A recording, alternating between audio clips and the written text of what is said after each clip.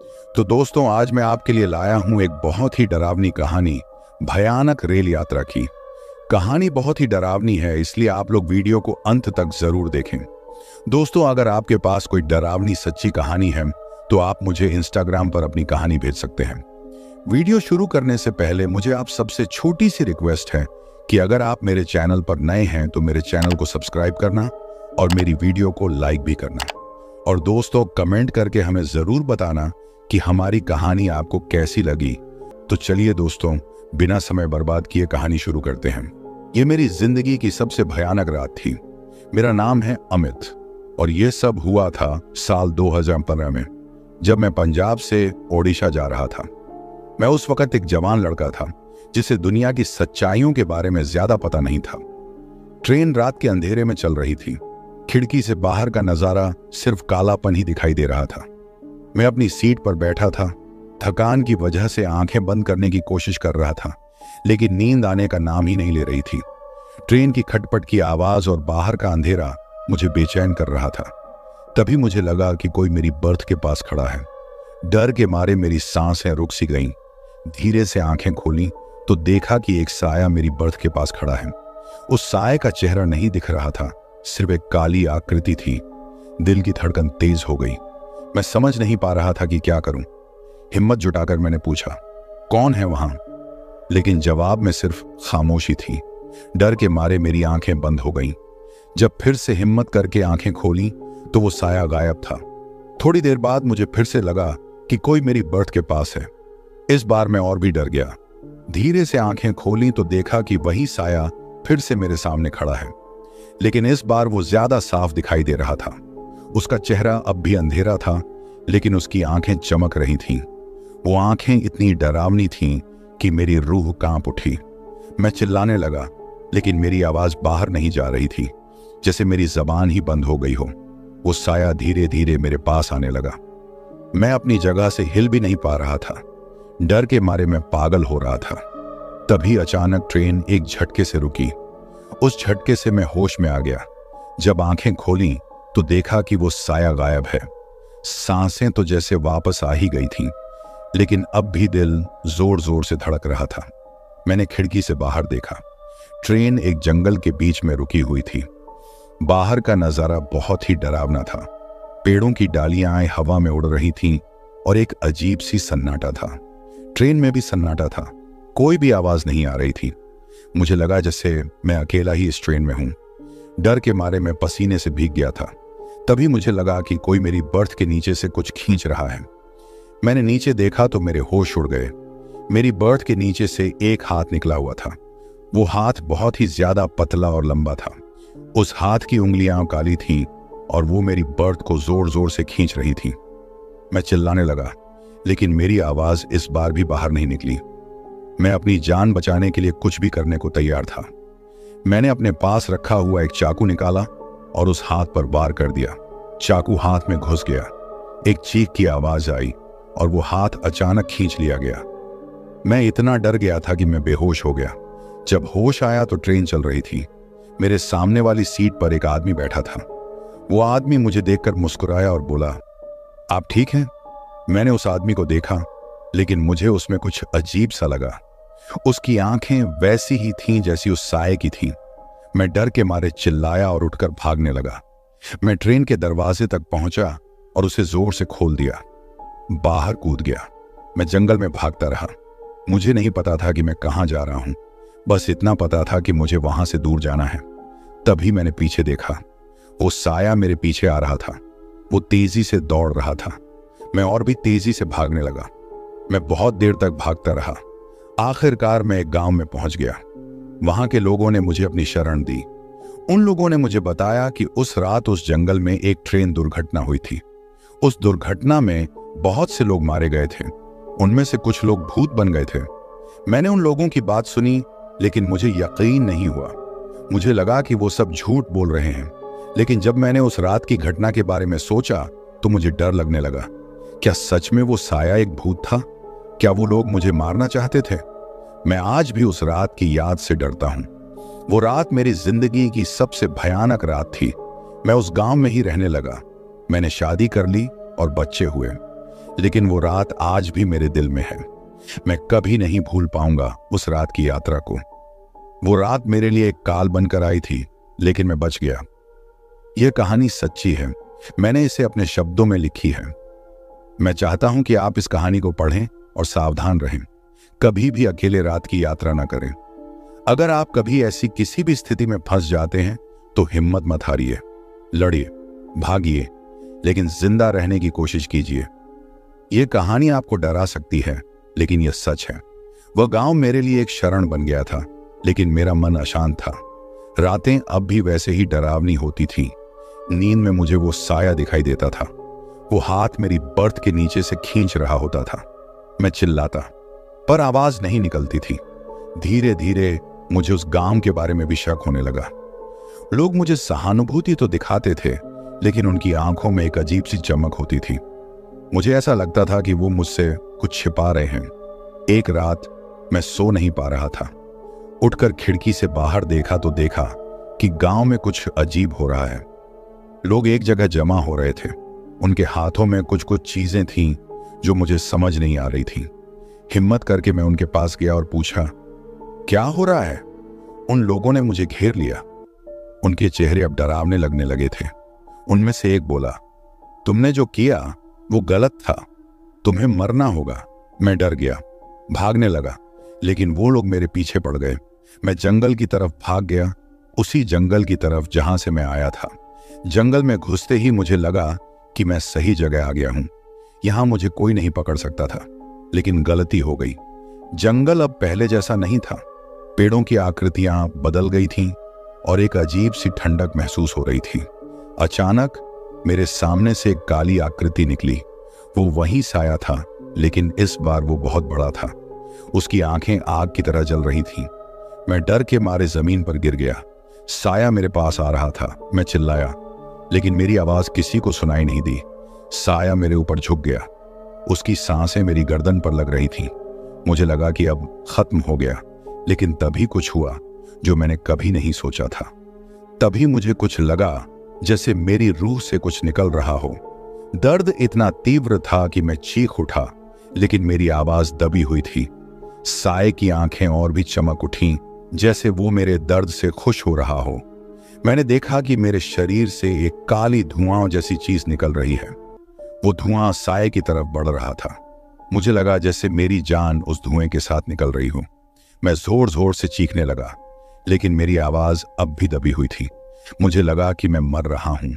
तभी अचानक एक तेज रोशनी हुई। मेरे सामने एक आदमी खड़ा था। उसके हाथ में एक तलवार थी। वो तलवार साए की तरफ बढ़ा रहा था। साया उस रोशनी से डर गया और पीछे हटने लगा, लेकिन वो आदमी उस पर हमलावर था। दोनों के बीच एक भयंकर लड़ाई शुरू हो गई। मैं दर्द से तड़प रहा था, लेकिन मुझे लगा कि वो आदमी मुझे बचाने की कोशिश कर रहा है। लड़ाई बहुत देर तक चली। आखिरकार वो आदमी साए को मारने में कामयाब हो गया। साया एक चीख के साथ धुएं में बदल गया और गायब हो गया। मैं जमीन पर पड़ा था, बेहोशी की कगार पर। मुझे लगा कि मैं मर गया हूं, लेकिन तभी मुझे लगा कि कोई मुझे उठा रहा है। जब आंखें खोली तो देखा कि वो आदमी मुझे गोद में लिए हुए है।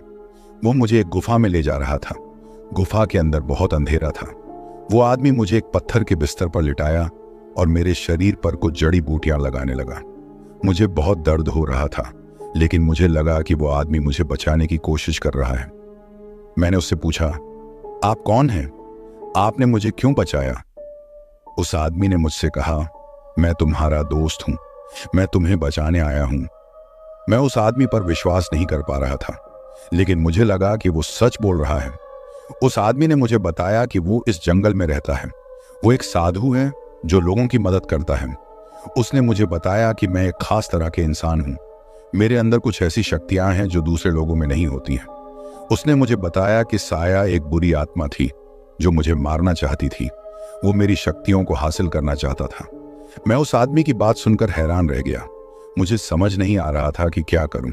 उस आदमी ने मुझे बताया कि अगर मैं जीवित रहना चाहता हूं तो मुझे अपनी शक्तियों को कंट्रोल करना सीखना होगा। मैंने उस आदमी से कहा कि मैं सीखना चाहता हूं, मैं जिंदा रहना चाहता हूं। उस आदमी ने मुस्कुराया और कहा, अच्छा है, मैं तुम्हें सिखाऊंगा, लेकिन यह रास्ता आसान नहीं होगा। मैंने उस आदमी को देखा और कहा, मैं तैयार हूं। और इस तरह मेरी एक नई जिंदगी शुरू हुई। एक जिंदगी जिसमें मुझे अपनी ही ताकत के साथ लड़ना था। एक जिंदगी जिसमें मुझे अपने अंदर के राक्षस को काबू करना था। महीनों बीत गए। साधु ने मुझे अपनी शक्तियों को कंट्रोल करना सिखाया। यह रास्ता बहुत कठिन था। मुझे अपने डर का सामना करना पड़ा, अपने अंदर के राक्षस से लड़ना पड़ा, लेकिन मैं हार नहीं माना। साधु के मार्गदर्शन में मैं धीरे धीरे मजबूत होता गया। एक दिन साधु ने मुझे बताया कि अब मैं तैयार हूं, मुझे उस साए से फिर से लड़ना होगा। मैं डर गया, लेकिन साधु ने मुझे हिम्मत दी। हम उस जंगल में गए जहां यह सब शुरू हुआ था। वहां पहुंचते ही मुझे एक अजीब सी ऊर्जा महसूस हुई। मुझे लगा कि वो साया कहीं पास ही है। तभी वो साया मेरे सामने प्रकट हुआ। वो पहले से भी ज्यादा ताकतवर लग रहा था, लेकिन इस बार मैं डरा नहीं। मैंने साधु की दी हुई तालीम याद की और अपनी शक्तियों को एकत्रित किया। हमारे बीच एक भयंकर लड़ाई हुई। हमारी शक्तियां एक दूसरे से टकरा रही थीं। आसमान में बिजली चमक रही थी, जमीन कांप रही थी। लड़ाई घंटों चली। आखिरकार मेरी एक शक्तिशाली हमला साए पर लगा। साया चीखते हुए धुएं में बदल गया और गायब हो गया। मैं जीत गया था। मैं अपने आप पर गर्व महसूस कर रहा था, लेकिन साथ ही मुझे एक खालीपन भी महसूस हो रहा था। साधु मेरे पास आया और मुझे गले लगाया। उसने कहा, तुमने बहुत अच्छा किया, तुम एक योद्धा हो। लेकिन मैं खुश नहीं था। मुझे ऐसा लग रहा था कि कुछ अधूरा रह गया है।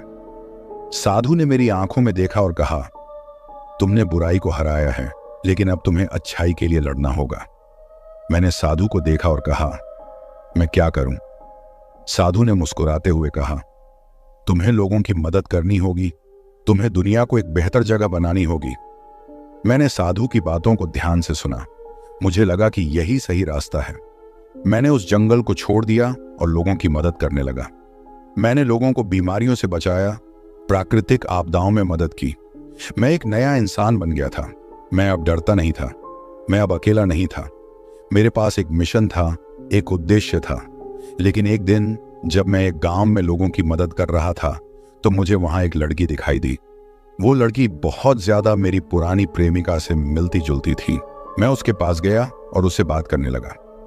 बातचीत के दौरान मुझे पता चला कि वो लड़की उसी गांव की रहने वाली है जहां मैं पहले रहता था। मैं हैरान रह गया। मैंने उस लड़की से पूछा कि क्या वो मेरी पुरानी प्रेमिका को जानती है। लड़की ने मुझे देखा और मुस्कुराई। उसने कहा, हाँ, मैं उसे जानती हूं, वो मेरी मां है। मैं स्तब्ध रह गया। मुझे यकीन नहीं हो रहा था कि मैं क्या सुन रहा हूं। मैंने उस लड़की से पूछा कि मेरी पुरानी प्रेमिका कहाँ है। लड़की ने कहा, वो मर गई है। मैं सदमे में आ गया। मुझे लगा जैसे मेरी दुनिया ही उजड़ गई हो। मैं उस लड़की के पास से चला गया और अकेले ही जंगल में चला गया। मैं उस जगह गया जहां मैंने साधु से तालीम ली थी। मैं उस पेड़ के नीचे बैठ गया जिसके नीचे मैंने इतने साल बिताए थे। मैंने अपनी पुरानी प्रेमिका को याद किया। मैंने उन पलों को याद किया जब हम साथ थे। मैं रोने लगा। मुझे लगा कि मेरी जिंदगी का कोई मतलब नहीं है। मैं कई घंटे तक वहां बैठा रहा। आखिरकार जब मुझे लगा कि मैं शांत हो गया हूं, तो मैंने उठकर चलना शुरू किया। मैं वापस गांव गया। मैंने उस लड़की से मुलाकात की और उसे अपनी पुरानी प्रेमिका के बारे में बताया। लड़की रोने लगी। उसने मुझे बताया कि उसकी माँ बहुत अच्छी इंसान थी। वो हमेशा लोगों की मदद करती थी। मैंने उस लड़की को गले लगाया और उसे हिम्मत दी। मैंने उसे बताया कि उसकी माँ एक नायिका थी। उसके बाद मैंने उस गांव में कुछ समय बिताया। मैंने लोगों की मदद की जितना हो सका। फिर एक दिन मैंने फैसला किया कि मुझे आगे बढ़ना है। मैंने उस गांव को अलविदा कहा और चल पड़ा। मैं अब भी उस जंगल को याद करता हूं। मैं अब भी उस साधु को याद करता हूं। मैं अब भी अपनी पुरानी प्रेमिका को याद करता हूं। लेकिन मैं अब अकेला नहीं हूं। मेरे पास एक मिशन है, एक उद्देश्य है। मैं दुनिया को एक बेहतर जगह बनाने के लिए लड़ता रहूंगा। यह मेरी जिंदगी का मकसद है। यह कहानी है राजीव की, एक युवा इंजीनियर की, जिसकी जिंदगी एक रात की रेल यात्रा से बदल गई। साल था 2018, जुलाई का महीना। गर्मी की तपिश से बचने के लिए राजीव ने बिहार के अपने घर से असम स्थित अपनी नई जॉब के लिए रेल का सफर तय करने का फैसला किया। रात गहरा रही थी। ट्रेन की खटपट और यात्रियों की गहरी सांसें ही सन्नाटे को चीर रही थीं। राजीव की बर्थ के ऊपर की बर्थ खाली थी, जो एक तरह से राहत की बात थी, लेकिन साथ ही एक अजीब सी बेचैनी भी पैदा कर रही थी। ट्रेन की खिड़की से बाहर का अंधेरा, पेड़ों के काले साए और कभी कभी दिखाई देने वाली दूर की रोशनी एक डरावने माहौल का निर्माण कर रही थी। अचानक एक जोरदार झटका लगा। ट्रेन रुक गई, बिजली चली गई, कोच के अंदर काफी हड़कंप मच गया। लोग इधर उधर भागने लगे। राजीव ने कोशिश की कि वो शांत रहे, लेकिन उसके दिल की धड़कन बढ़ती जा रही थी। अंधेरे में उसे कुछ आवाजें सुनाई दी, जैसे कि कोई चीख रहा हो या कोई दरवाजा खुल रहा हो। धीरे धीरे एक हल्की सी रोशनी हुई, शायद किसी यात्री के मोबाइल की टॉर्च। उस रोशनी में राजीव ने देखा कि उसके बर्थ के ऊपर की बर्थ पर कोई बैठा है। कोई इंसान नहीं, बल्कि एक काला साया जिसकी आंखें चमक रही थीं। खौफ ने राजीव को जकड़ लिया। वो चीखना चाहता था, लेकिन आवाज नहीं निकल रही थी। साया धीरे धीरे नीचे आने लगा। राजीव की सांसें रुकने को थीं। वो अपनी आंखें बंद करके दुआ करने लगा। अचानक ट्रेन फिर से चल पड़ी। बिजली आ गई। जब राजीव ने अपनी आंखें खोली तो बर्थ खाली थी। बस एक खिड़की से आ रही हवा का झोंका और यात्रियों की नींद की आवाजें थीं। क्या वो सब सपना था या कुछ और ही? राजीव को आज तक नहीं पता चला, लेकिन उस रात के बाद वो बदल गया। वो पहले से ज्यादा सावधान हो गया और अंधेरे से डरने लगा। वो अकेले रात की यात्रा करने से डरता था, और हर बार जब ट्रेन की खिड़की से बाहर का अंधेरा देखता तो उस रात की यादें ताजा हो जाती थीं। उस रात की घटना ने राजीव के जीवन में एक ऐसा दाग छोड़ दिया था जिसे वो कभी नहीं धो पाया। दिन बीतते गए, लेकिन वो काला साया उसकी आंखों से ओझल नहीं हुआ। हर रात सोते समय वो उसी काले साए को देखता, उसकी आंखों की चमक को महसूस करता। एक दिन जब वो अपनी कंपनी के एक प्रोजेक्ट के सिलसिले में फिर से बिहार गया, तो उसने उस रेलवे स्टेशन पर जाने का फैसला किया जहां से उसकी वो कालिक भरी यात्रा शुरू हुई थी। शायद वहां जाकर उसे कुछ सुकून मिल जाए, या वो उस साए से दो दो हाथ कर ले। स्टेशन पर उतरते ही एक अजीब सी ठंडक ने उसे घेर लिया। वो ठंडक मौसम की नहीं थी, बल्कि कुछ और ही थी। स्टेशन के प्लेटफॉर्म पर खड़े होकर वो उसी प्लेटफॉर्म की तरफ देखने लगा जहां से उसकी ट्रेन छूटी थी। तभी उसे लगा कि कोई उस पर गौर कर रहा है। वो घूमा, लेकिन किसी को नहीं देखा। फिर से वो उसी दिशा में देखने लगा। इस बार उसे साफ साफ दिखाई दिया। वो काला साया वहीं खड़ा था जहां से उसने पहली बार देखा था, लेकिन इस बार वो अकेला नहीं था। उसके साथ कई और काले साए थे जो धीरे धीरे उसकी तरफ बढ़ रहे थे। राजीव की सांसें फूलने लगीं। वो भागना चाहता था, लेकिन उसके पैरों में ताकत नहीं थी। वो वहीं खड़ा रहा, डर के मारे पत्थर बन गया। काले साए उससे कुछ ही दूरी पर थे। उनकी आंखें चमक रही थीं और उनके मुंह से एक अजीब सी गड़गड़ाहट की आवाज आ रही थी। अचानक एक जोरदार हवा चली, धूल उड़ गई। जब धूल थमी तो काले साए गायब थे।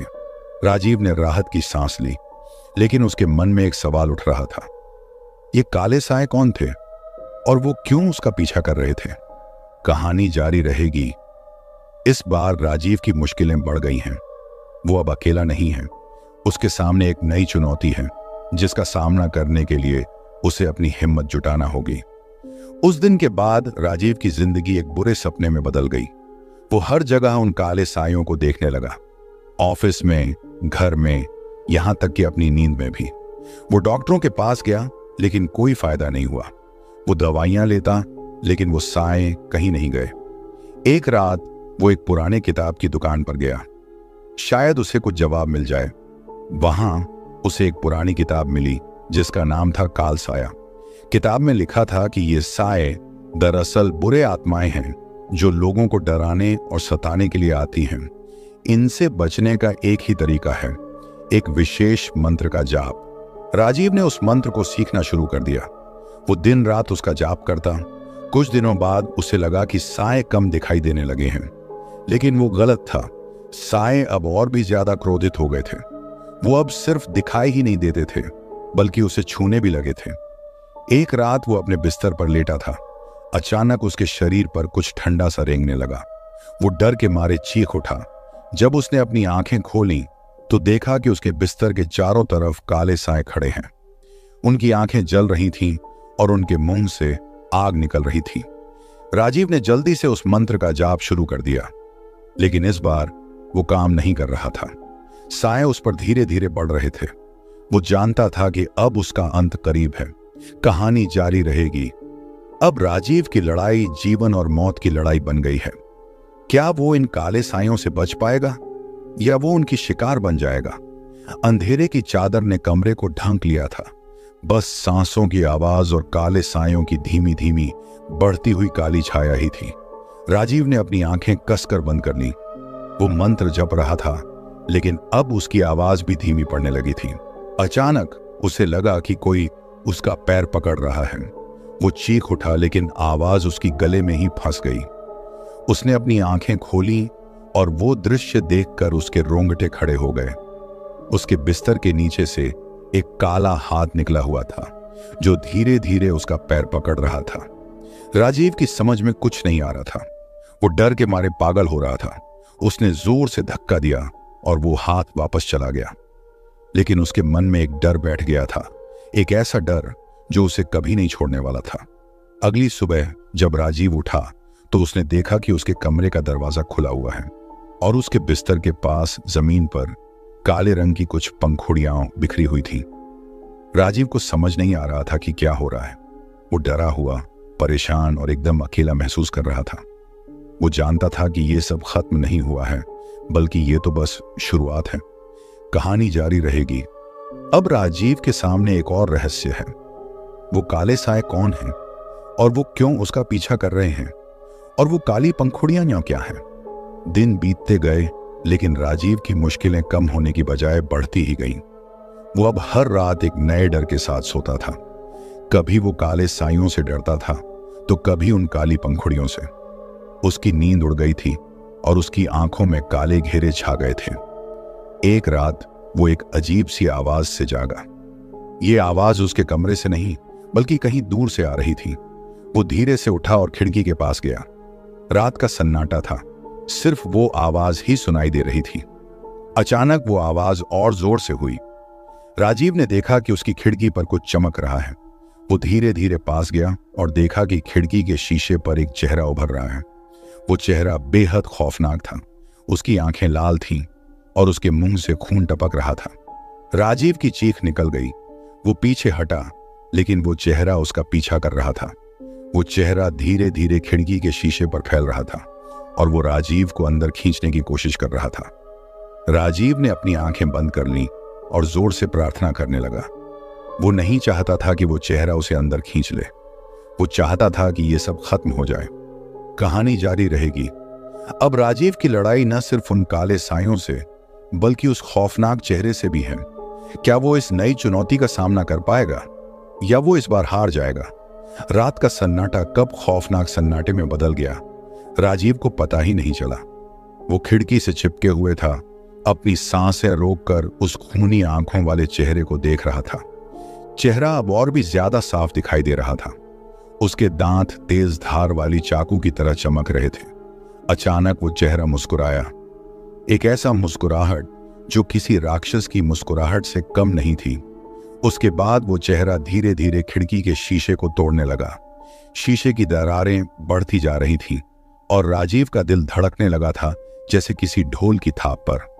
उसने अपने आप को खिड़की से दूर खींचा और अपने कमरे के कोने में जाकर बैठ गया। वो डर के मारे कांप रहा था। उसका दिमाग काम करना बंद कर चुका था। वो बस इतना जानता था कि उसे किसी तरह इस खौफनाक स्थिति से निकलना है। तभी उसके कान में एक फुसफुसाहट सुनाई दी। वो धीरे से उठा और आवाज की तरफ देखा। उसके बिस्तर के नीचे से एक काली छाया उभर रही थी। वो वही काला साया था जो उसे पहले भी सता रहा था। राजीव की समझ में कुछ नहीं आ रहा था। वो दोनों तरफ से गिर चुका था। एक तरफ खिड़की पर वो खूनी चेहरा और दूसरी तरफ बिस्तर के नीचे वो काला साया। वो किस तरफ भागे ये उसे समझ नहीं आ रहा था। कहानी जारी रहेगी। अब राजीव की परीक्षा की घड़ी आ गई है। वो कैसे बचेगा इन दोनों बुरी शक्तियों से? क्या उसके पास कोई रास्ता है? रात और गहरी होती जा रही थी। खिड़की पर दस्तक देने वाला चेहरा अब साफ दिखाई दे रहा था। उसकी आंखें दो जलते हुए कोयले की तरह थीं। वो धीरे धीरे शीशे को तोड़ रहा था। हर एक दरार के साथ राजीव का दिल और जोर से धड़क रहा था। तभी उसके नीचे से फिर से वो काला साया उभरा। इस बार वो तेजी से रेंग रहा था। राजीव की सांसें फूलने लगी। वो समझ गया था कि आज रात उसका आखिरी रात है। उसने हिम्मत जुटाकर अपनी आंखें बंद कर ली। वो मंत्र जपने लगा, लेकिन इस बार उसके मन में कोई विश्वास नहीं था। वो सिर्फ मौत का इंतजार कर रहा था। अचानक एक जोरदार धमाका हुआ। राजीव की आंखें खुल गईं। उसके सामने का दृश्य देखकर वो दंग रह गया। उसकी खिड़की पूरी तरह टूट चुकी थी और उस खूनी चेहरे की जगह एक तेज रोशनी थी। वो रोशनी धीरे धीरे कम होती गई और फिर गायब हो गई। राजीव ने सांस की राहत ली, लेकिन उसके मन में एक सवाल उठा। यह क्या था? उसने देखा कि उसके बिस्तर के नीचे से वो काला साया गायब हो चुका था। कमरे में एक अजीब सी सुकून की हवा बह रही थी। अगली सुबह जब राजीव उठा तो उसने देखा कि उसके कमरे में कुछ बदलाव आया है। हवा में एक सुगंध फैली हुई थी जो उसे बहुत अच्छी लग रही थी। वो खिड़की के पास गया और बाहर देखा। एक नई दुनिया उसका इंतजार कर रही थी। उस दिन से राजीव की जिंदगी बदल गई। वो पहले से ज्यादा शांत और संतुष्ट हो गया। वो उन काले सायों और उस खूनी चेहरे को कभी नहीं भूला, लेकिन वो उनसे डरना भी बंद कर दिया। कहते हैं हर खौफ के बाद एक सुकून आता है, और राजीव के साथ भी ऐसा ही हुआ। उसने अपनी जिंदगी की सबसे बड़ी लड़ाई जीत ली और वो एक नए जीवन की शुरुआत करने के लिए तैयार था। तो मुझे उम्मीद है कि आपको वीडियो पसंद आएगा, और कृपया मेरे चैनल को सब्सक्राइब करें और वीडियो को लाइक करें। अगले वीडियो में मिलते हैं, तब तक के लिए अलविदा।